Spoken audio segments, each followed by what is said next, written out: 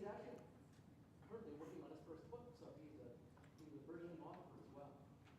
His experience spans the services delivery and sales areas, and Nicholas is a radio speaker across the country, and he takes an approach that involves kind of a from the field approach to his presentations.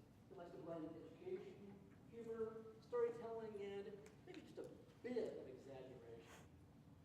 He's originally from, and here's the contrast for you, originally from New York, currently living in the Dallas area.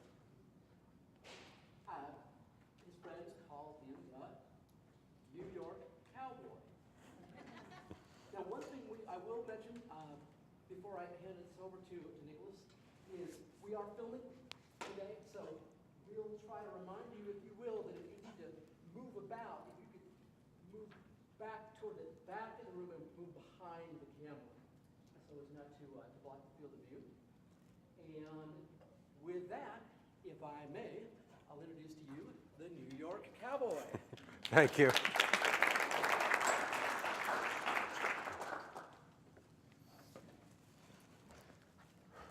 So I'm married, and I have 3 children, 2 boys and a girl.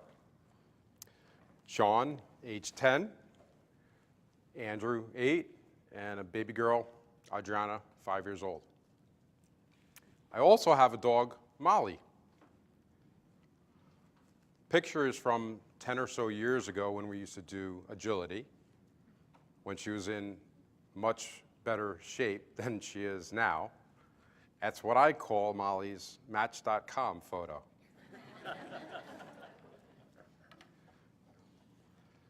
So maybe 2 years ago, when my boys were 8 and 6, we'd be giving them an allowance, like a lot of you may with your children, trying to teach them the value of money, the value of hard work, and value that goes along with if there's something you want, you gotta work hard to get it. It's not just handed to you. So they approached me in the backyard while I'm working, and they said, "Dad, we're trying to save up for these new Nerf guns. We already get an allowance, but we want to get those guns quicker rather than later." All right, had to think about it.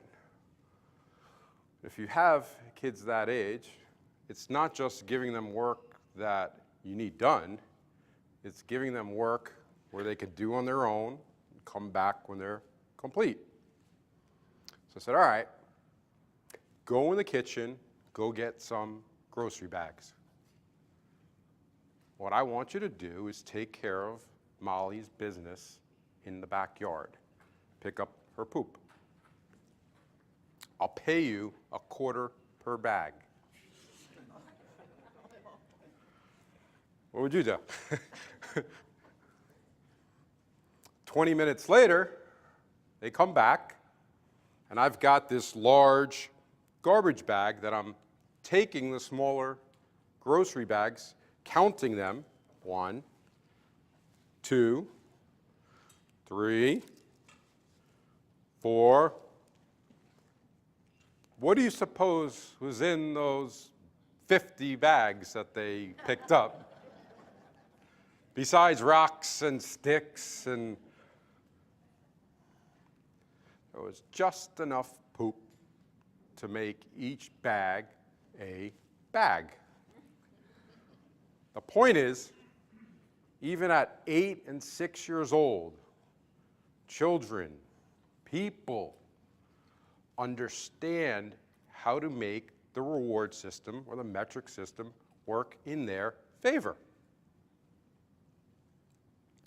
When we get to the business world, do we not see the same behavior? Absolutely. I want you to think about it from 2 angles today. Because some of you may say, well, I don't control the reward system where I work. If you're a director, you're an executive, maybe you do. So I ask you to pay attention to how you set those metrics. And if you're a project manager, I say it's still important. It's called the WIFM, the what's in it for me. And that drives people on your teams.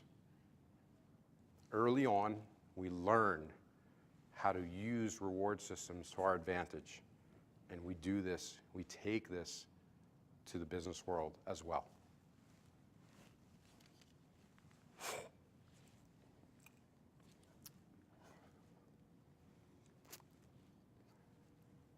I was managing a project.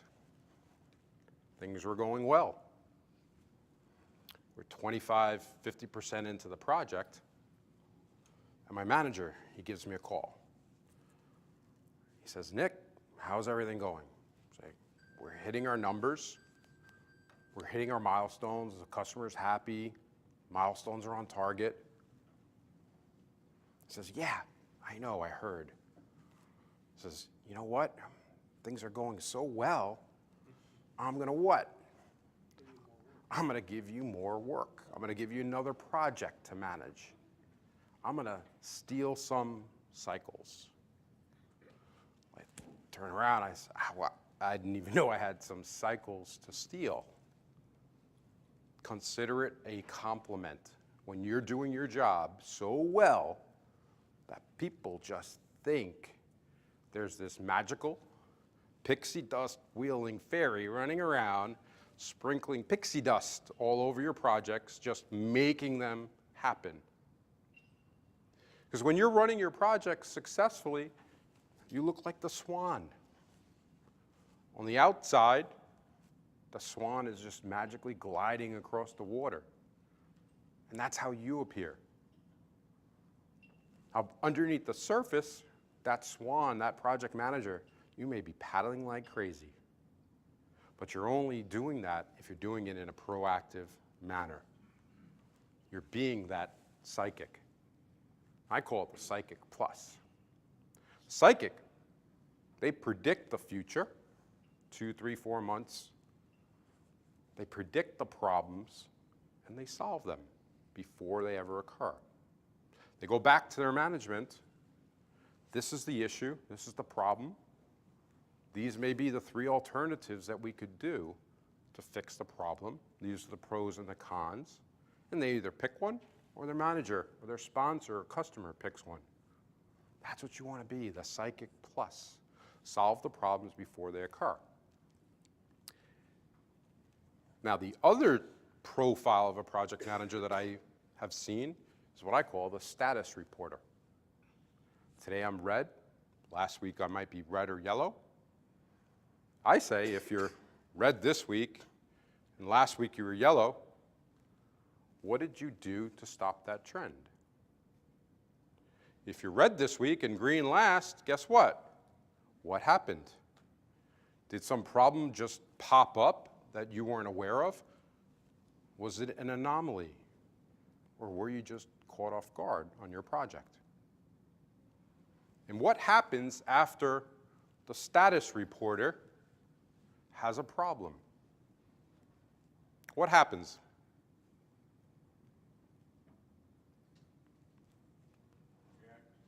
React. Everyone jumps in. They pull out to other resources. People work nights. They work weekends. And then what happens? Who gets rewarded? They do. You ever hear of the going above and beyond reward, or the teamwork award, doing what it takes? Now, whether it's a reward, a physical reward or not, are they not still rewarded because they put out a fire? So the psychic, they get rewarded how? By more work. By management's assumption that things just fell into place. It wasn't because of you the project is a success, and I'm going to steal some cycles that you may not even have. Or the status reporter, they get rewarded for putting out fires. Now, don't get me wrong, The skill set of a firefighter is something we all need, but shouldn't, instead of putting out a fire that you yourself caused or caused on your watch, should that be rewarded in the same manner as putting a fire out that you didn't have under your control? So the irony is, you do your job well, there's no reward. That's project management. You have to look at your rewards, the complement of people looking at your projects and they're just magically going successful. And they're going to wonder what it is you do. And we all in this room, we're all intimately involved in project management, so we know a successful project doesn't just happen. But you're not going to see that out in the industry.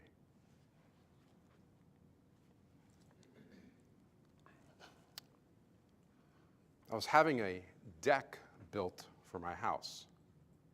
I met with the carpenter.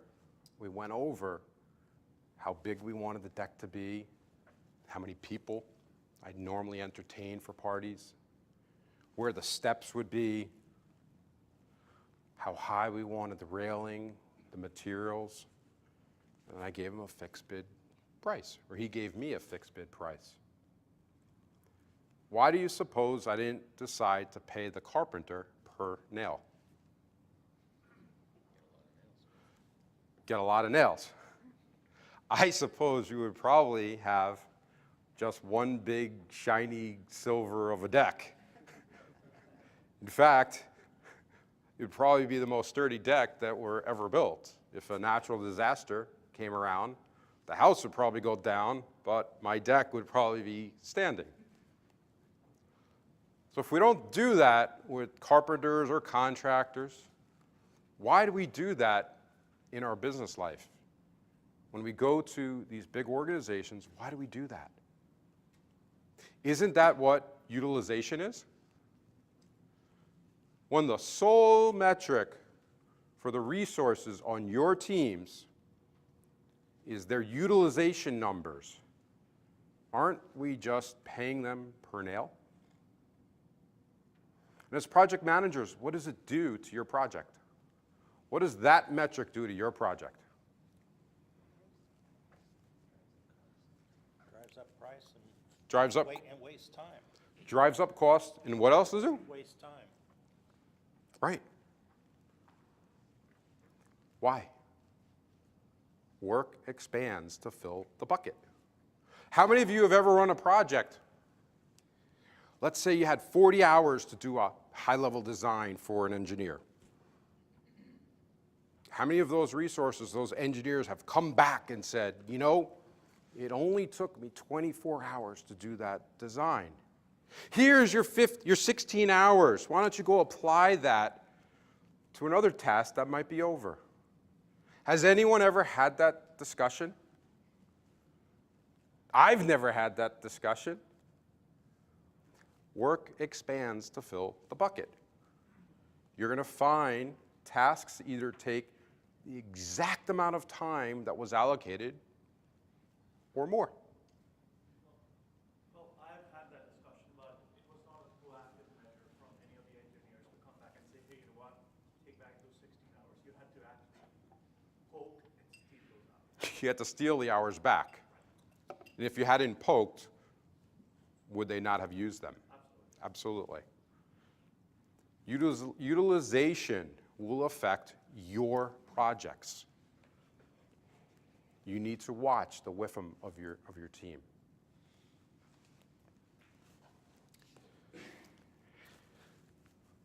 What about maybe not the hours that people are working, but the tasks that they're focused on?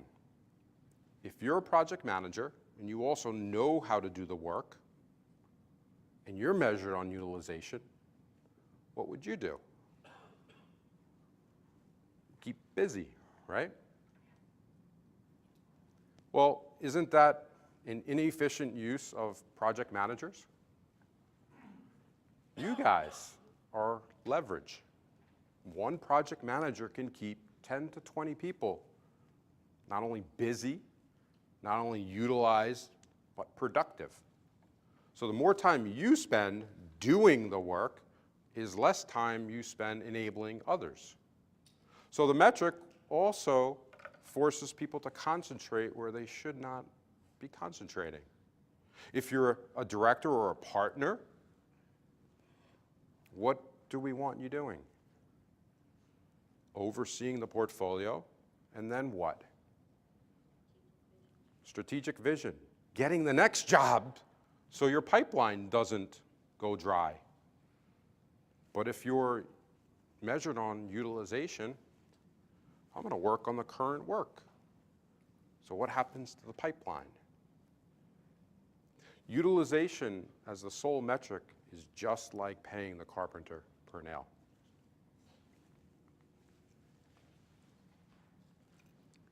I had the opportunity to work for a company that sort of played guinea pig with utilization.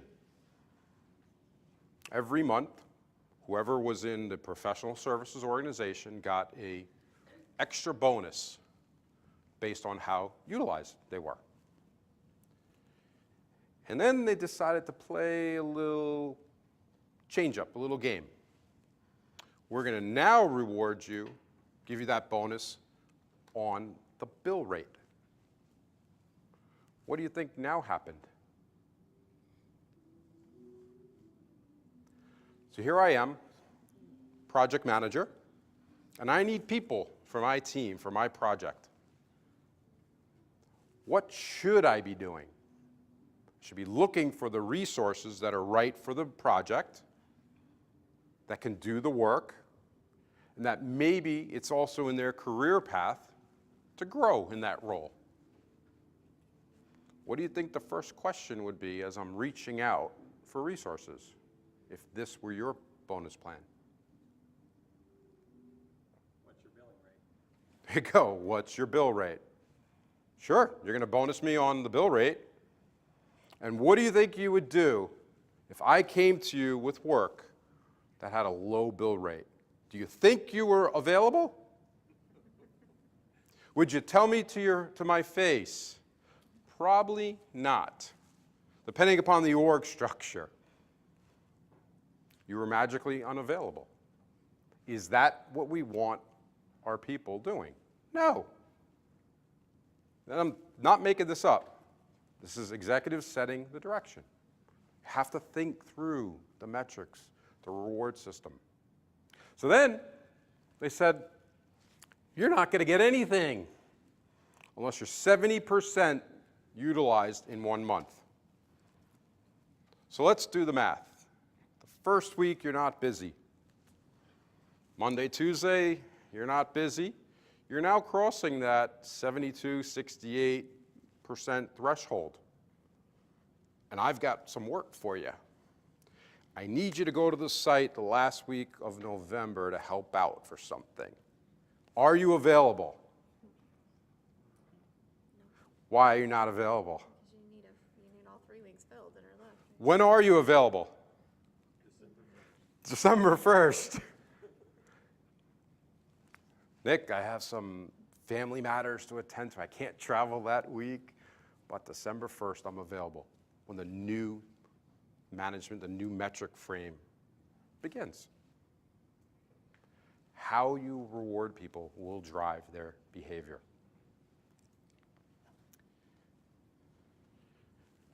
Said I've got 3 children, and I'm married. My children are at the age that when we go to the movies, I've got 3 tickets, plus my wife and myself. And we also happen to see a lot of 3D movies. I got kids. So I got the added price of that 3D movie surcharge. Popcorn and soda could be $25. The candy, I don't know, they're 10. And this isn't even considering going out for food or dinner beforehand. We're talking $1.50 a night for movies. So what am I and other people across the country doing? They're building home theaters. Now I get it. That's not the only reason they're building home theaters. It's not just the money. And that's not my home theater up there, though I wish it were. There's other reasons they're building these theaters, but they're building home theaters. Aren't we doing that at work as well? How many of you work with burden rates or interdepartment cost transfers? And if you have that, you do. How's it working? Well, I'm not much of a finance guy, so I couldn't really tell you for sure, but I know that whenever I'm doing my budget estimates or anything like that, those are things that I have to take into account. So I don't know how the burden itself exactly is calculated, Sure. but I know I have to apply it. So Most of you probably work with burden rates or cost structures for your resources. I was managing a project. This was maybe 12 or so years ago. And we needed a network management subject matter expert. We didn't have one on our team. So we traditionally use resources on our team, and it cost us about $100 internal cost 12 years ago. We didn't have a network management resource. So we go to what's called the Center of Excellence, which strategically, why does that exist? Anyone tell me, why do we have centers of excellence? Anyone know? Come on, folks, there is a point of having them. Usually for theater. For theater? We have centers of excellence because sometimes there's not enough work in any one specialty, and we could have resources concentrate on that specialty, like network management resources. Instead, if that resource doesn't have enough work in an account or in a geography, they float. And they tend to take their lessons learned from one account to another account, from one geography to another geography. That's why we have centers of excellence. There is an organizational reason why we have them. So we go to this group to get our resource. It's $450 cost for us. This is 12 years ago.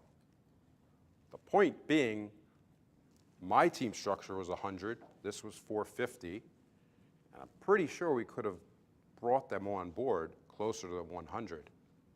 So my manager approaches me after we discover this burden rate. He says, Nick, how can we pull in the finances? How can we get the project under control? What do you think my answer to him was? What would you do? Contractor? Yeah, what else? Teach yourself. Teach yourself. You'd bring them onto your team. You might directly contract. You might hire a full-timer, depending upon how long your project is. You're doing everything you can to drop your costs. Well, doesn't that kill the whole point of this center of excellence? When the burden rates and the market rates are not aligned, you get the corporate home theater. And isn't this just IT as a service? I go to my internal database team or server management team, and I say, I need some space, I need some server space, database space. 6 months and 50 grand it's going to cost you. What do? What do managers do? They reach in their back pocket, take out a credit card, cha-ching. I got it today, and I got it at 20% of the price. IT as a service is a corporate home theater.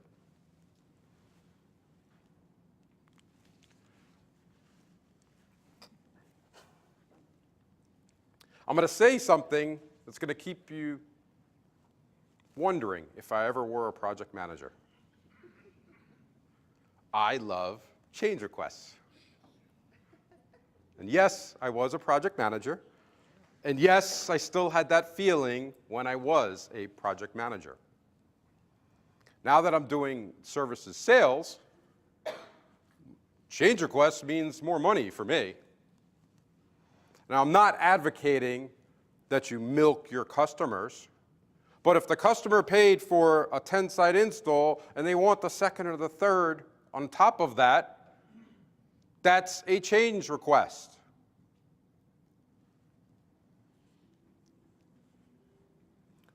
But what happens in practice? Are you rewarded for handling, processing change requests?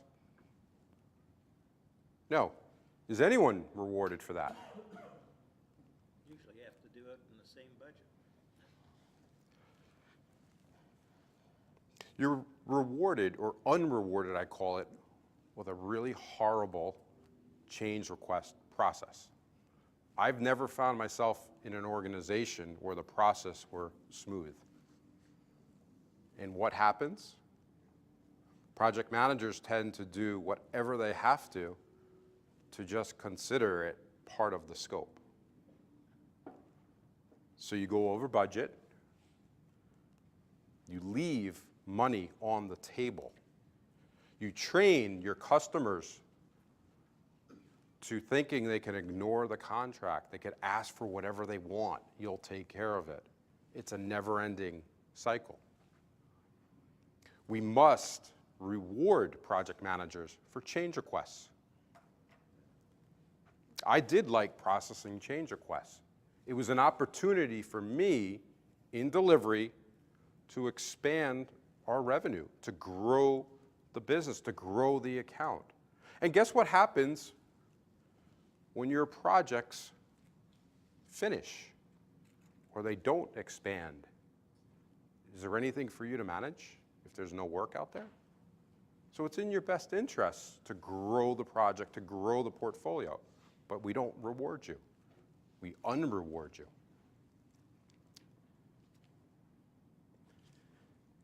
Before I move on, moving from delivery to sales has taught me a lot. It gave me that perspective that I never had when I was in the delivery world.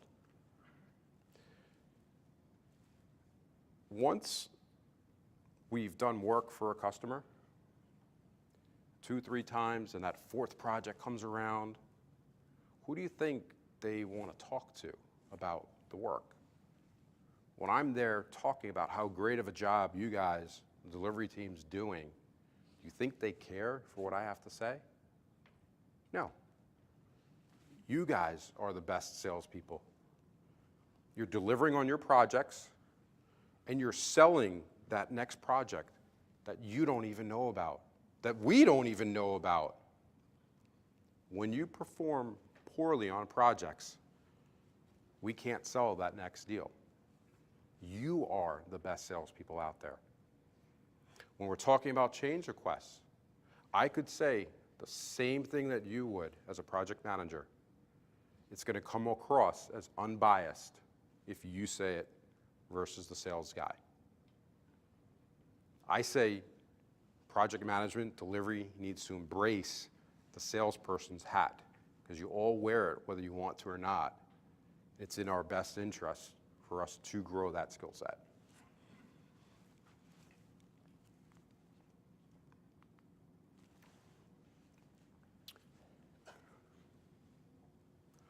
With all this talk about rewards and metrics, wouldn't you think HR gets it right? SpongeBob and Patrick were going for a walk in Bikini Bottoms. And yes, I know the name of the city because I have children. It's Bikini Bottoms. That's where Patrick and SpongeBob live. So they're going for a walk. And off in the distance, they spot a bear. And that bear starts running after them. SpongeBob, he walks over to a log and he puts his foot up and he starts to tie his shoes, make them tight. Patrick looks down at him, starts laughing. He says, SpongeBob, what are you doing? Do you really think tying your shoelaces tight that you'll be able to outrun the bear? He says, oh, Patrick, my friend, I don't need to outrun the bear. I need to outrun you.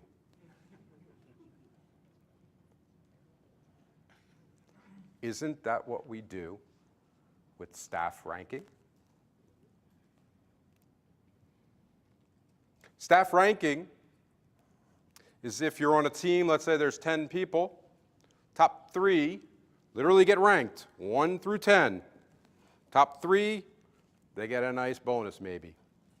Next, smaller bonus. Last 3 or last 4, nothing. There's no ranking A, B, C, D, or meets, exceeds. 1 through 10, you're ranked. If you were number 3, you want your bonus next year, what are your 2 options to get your bonus? Catch 2 or outrun 4. Catch 2 or outrun 4. Do really, really well, or make sure number 4, 5, 6 to 10 don't. Now, I'm not saying it's outright sabotage, but financially speaking, is it in your best interest to be a team player? No. So why do it? Does staff ranking get us anything more than meets, exceeds, or an A, B, and C? No. Staff ranking doesn't create a team. It creates what I call a group of SpongeBobs.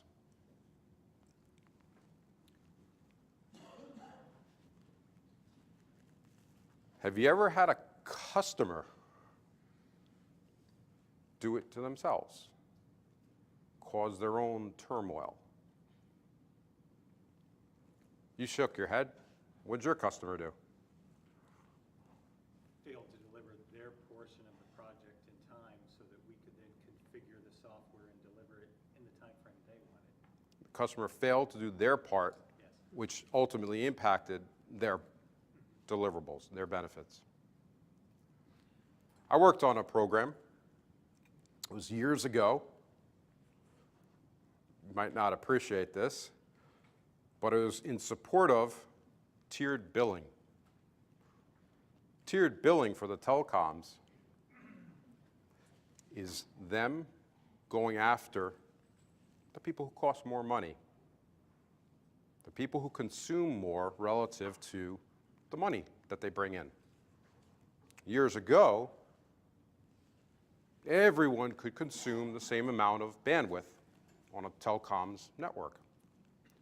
They had no mechanism to know if you were watching, let's say, videos or downloading music.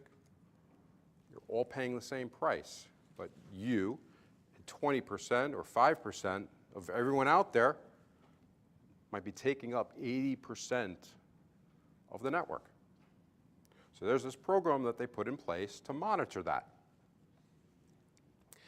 and charge more depending upon your usage, or drop you depending upon your usage. Would you say that's not strategically aligned, strategically important?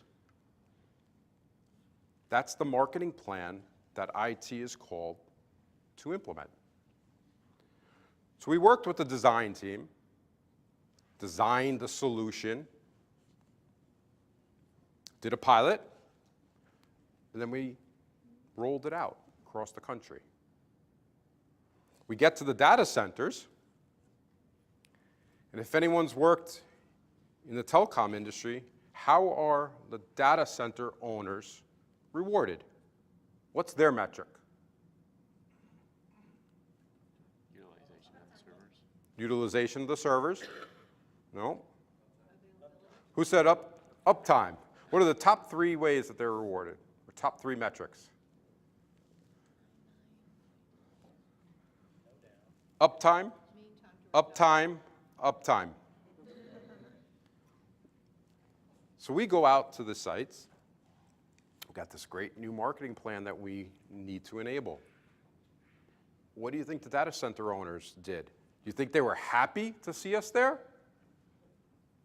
Why not? We're enabling this great new marketing program. What's change, folks? Does change help uptime?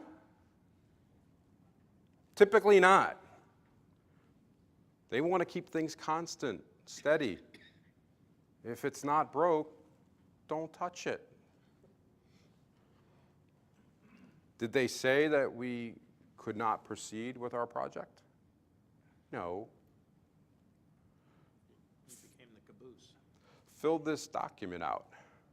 You want to get on our servers, on our equipment.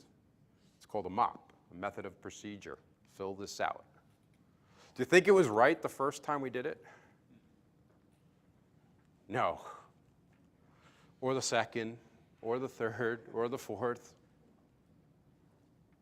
They weren't rewarded based on the same metric that we were looking at. You touch my equipment, it goes down, or stays the same. Either way, I'm not rewarded. I'm dinged, actually. Why do I mention this? On your projects, people will have hidden agendas. They'll be rewarded based upon things that are in conflict with your project goals or plans. And if you're not aware of it, you can't fix the problem. It's like Dr. Phil. Dr. Phil would always say, if you can't acknowledge the problem or the issue, you can't solve it. Be aware of the WIFM, the what's in it for me. The what's in it for me as a team member, as an individual, as a project team, as an organization, as a customer. What's in it for me? Years ago, I was talking to a sales guy when I was in delivery, and he asked me a question. He said, what does such and such matter? I answered him. He says, no, Nick. Why do I care? I repeated it again, same answer. Nick, why do I care? And that's when the light bulb went off. I was answering with why I care. Why does he care? You have to discover that for your team.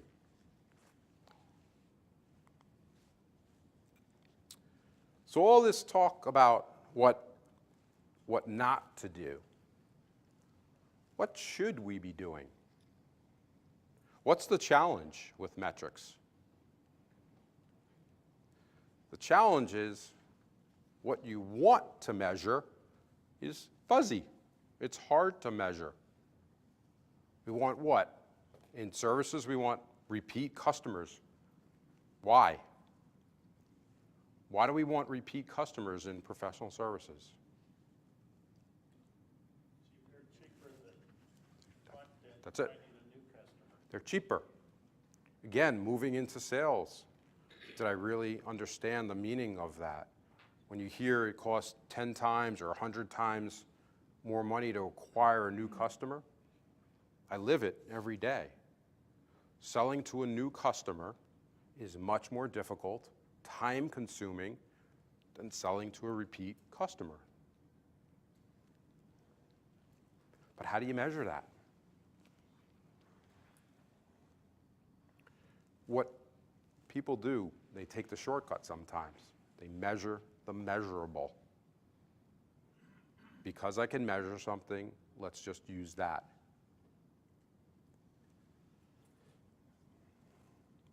If you've read any of the Eli Goldratt books, they measure at the individual station, part of a whole production system, right? If you're producing cars, but you're measuring one of the teams for how quickly they build the tires, what do you think they're going to do? They're going to keep building tires, creating inventory. When you really want to measure not just the cars, but are they being sold? Measuring the output is difficult. What I suggest are dashboards. It doesn't mean you're changing the metrics, you're incorporating a bunch of metrics. So the system isn't slanted in any one way. So is utilization a bad metric? No. but in isolation it's bad. Any metric in isolation, I say, is bad. We want a dashboard view so we can get a healthy picture of your organization. And we want project managers to be aware of what's driving their team. Folks, metrics will drive your behavior. Peel the onion. Look beyond just what's on the surface. See what's driving your team. Management, pay attention how you're setting metrics up. And I realize a lot of the people here may not have control over those metrics, but you must be aware of those metrics and how they're driving behavior on your teams. Thank you.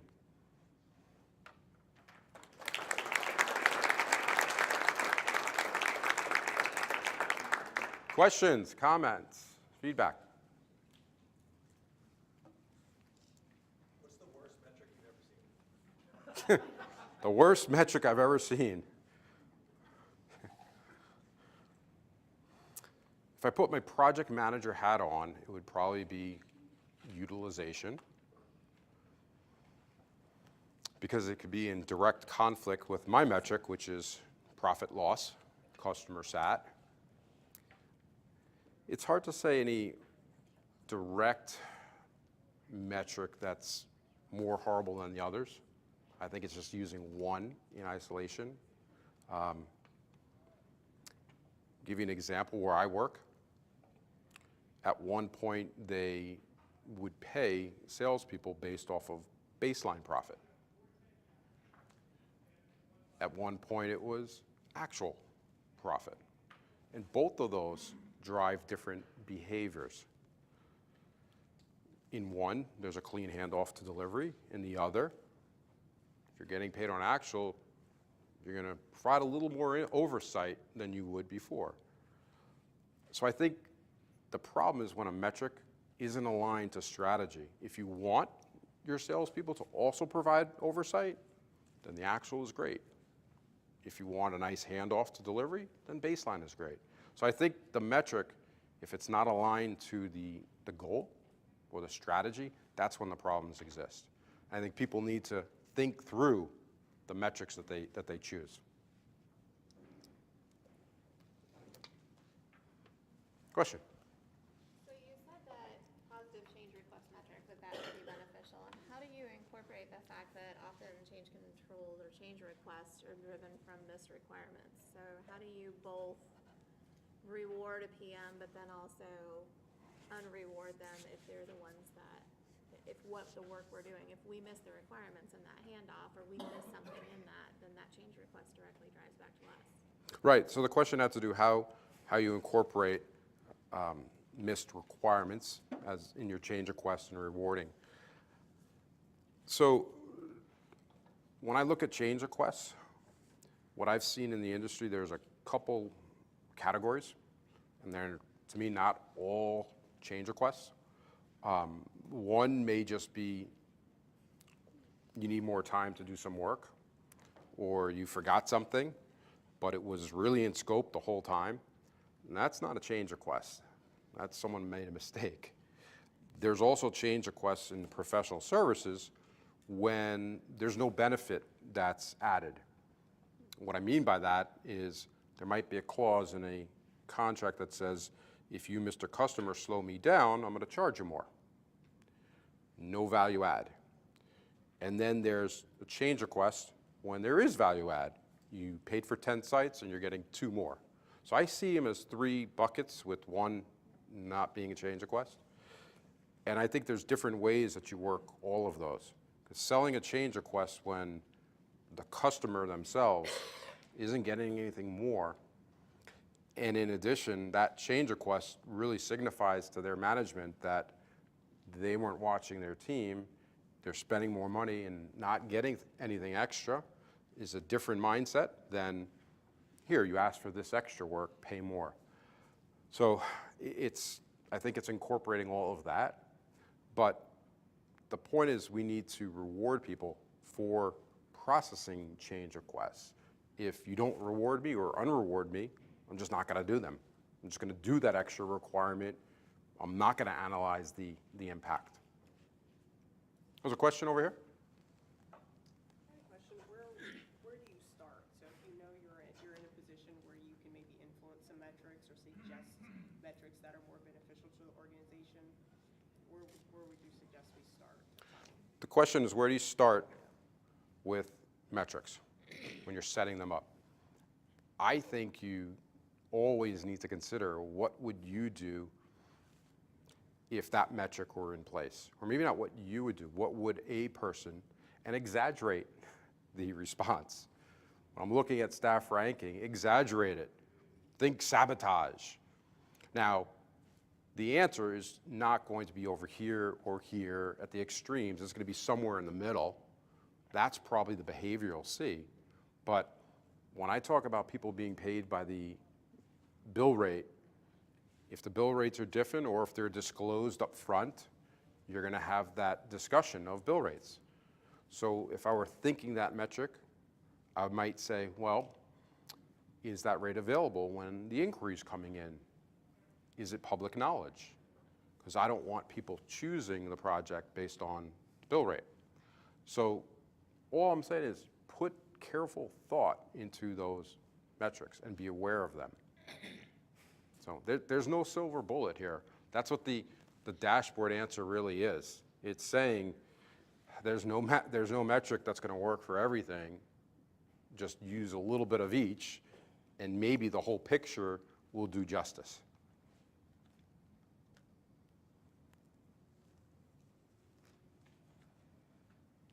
Okay, well, thank you everyone for attending. Appreciate it.